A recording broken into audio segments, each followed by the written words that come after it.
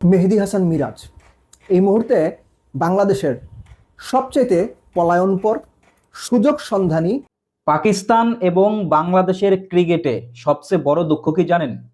পাকিস্তানের ক্যাপ্টেন সালমান আলী আগা আর বাংলাদেশের ODI captain মেহেদী হাসান মিরাজ। এই দুইটা খেলোয়াড়ের যদি আপনি খেলা খুব মনোযোগ দিয়ে একটা ম্যাচ খেয়াল করেন তাহলে বুঝতে পারবেন এরা কতটা সুযোগ সন্ধানী, এরা কতটা স্বার্থপর, নিজের স্বার্থে শুধু খেলে, দেশের স্বার্থ না, ক্রিকেট টিমের বিন্দুমাত্র কোনো স্বার্থের কথা চিন্তা করে না।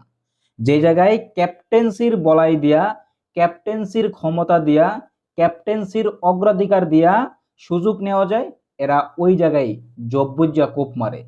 দেব চৌধুরী ভাই যে কথা কইছে, মেহেদী হাসান মিরাজ এখন বর্তমান সময়ে বাংলাদেশের সবচেয়ে সুযোগ সন্ধানী একজন প্লেয়ার।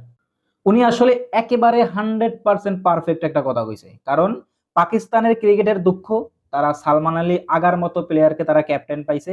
আর আমাদের দুঃখ, ওডিআই টিমের দুঃখ, আমরা মেহেদী হাসান মিরাজের মতো একজন ক্যাপ্টেন পাইছি। এখন আসুন তারা আসলে কি করে।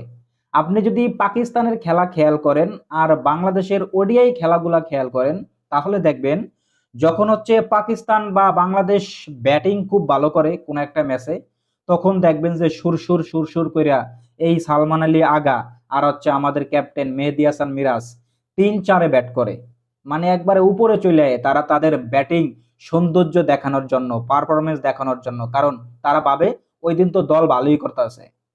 আবার যখন টিম প্রেসারে থাকে, টপাটপ উইকেট পড়ে যায়, খুব প্রেসারে আছে, তখন তারা নামবো না, তখন তারা খেলবো 7 নাম্বার, 8 নাম্বার, 9 নাম্বারে।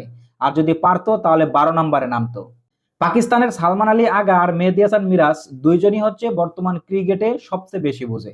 সালমান আলী আগা মনে করেন যে ওপেনার হিসেবে নামে, 2 নাম্বারে, 3 নাম্বার, 4 নাম্বার, 5 নাম্বার, 1 থেকে 11 নাম্বার কোনো পজিশন বাদ নাই। সেম মেহেদী হাসান মিরাজ, একেবারে 1 থেকে শুরু করে 11 নাম্বার পর্যন্ত। এরা যখনই যেই সুযোগ সুবিধা নেওয়া দরকার, দলের যদি অবস্থা ভালো থাকে তাহলে তারা একবার ওপরে 2, 3, 4-এ ব্যাট করে। আবার দল যদি খুব খারাপ সময় কাটায়, ব্যাটিং পারফরমেন্স যদি খুব বাজে হয়, তখন তারা কোনো রিস্ক নেয় না, তখন তারা একেবারে নিচে ব্যাট করে, পারে না যে 12 নাম্বারে নামে। এখন আসুন, সালমান আলী আগা তো আর বল পারে না, আমাদের মেহেদী হাসান মিরাজ তো আর বল পারে, তিনি আবার এই জায়গা দিকে একটু আগানো। তিনি কি করে, যখন বাংলাদেশ দেখবেন যে বোলিং এ থাকে, যখন বল ভালো করে অপোনেন্টের 2-1টা উইকেট পড়ে যায়, অপোনেন্ট খুব প্রেসারে পড়ে, তখনই হুট করিয়া মেহেদী হাসান মিরাজ খেলার পুরো মোমেন্টাম ঘুরিয়ে দেওয়ার জন্য বোলিং এ আসে। আসার পরে কি করে, অপোনেন্ট ওরে গাড়িয়া ঘুরিয়া পুরা ওদের প্রেসারটা রিলিজ করে। আর ওই জায়গায় মেহেদী হাসান মিরাজ কেন আসে? আসার কারণ হচ্ছে, যেহেতু অপোনেন্ট প্রেসারে আছে, তাহলে দেখি আমি এই পর্যায়ে আইসা 2-1টা উইকেট নিতে পারি কিনা, বা কম ইকোনমিতে বল করা যায় কিনা। তো এই যে পাকিস্তান এবং বাংলাদেশের দুজন ক্যাপ্টেন পাইছে বিশ্ববিখ্যাত, এরা হচ্ছে এখন এই দুই দেশের ক্রিকেটে সবচেয়ে বড় দুঃখের বিষয়, সবচেয়ে বড় স্ক্যান্ডাল। কারণ এরা যতদিন পর্যন্ত ক্যাপ্টেন আছে ততদিন পর্যন্ত আমাদের ওডিআই, আর হচ্ছে পাকিস্তানের তো সালমান আলী আগা, মাশাল্লাহ, পাকিস্তান একটা ক্যাপ্টেনই পাইছে। সো এই দুই দেশের এই কিছু টাইপের প্লেয়ার যদি চেঞ্জ না হয় তাহলে দেখবেন যে দেশের ক্রিকেট বা পাকিস্তানের ক্রিকেট আগানো খুবই সম্ভব না।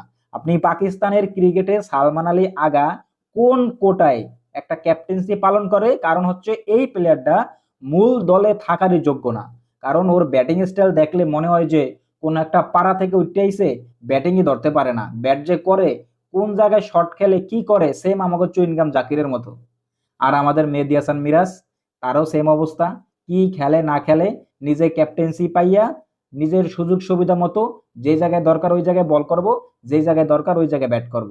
আমাদের দুই দুই পরাশক্তির ক্যাপ্টেন সালমান আলী আগা এবং মেহেদী হাসান মিরাজ।